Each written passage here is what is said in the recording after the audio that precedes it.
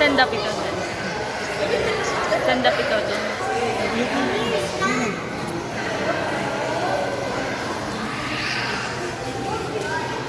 Pabsi. Hindi ka kita. Love, look baby oh. A lot of fishes here. See, dami fish oh, labalag. The big one. The huge fish. Kinain nila yung maliit oh. Where?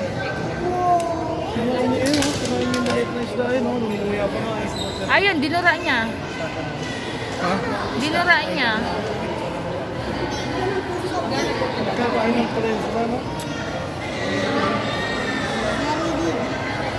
Yari silog sa pinakamalaki pag yun na nakain.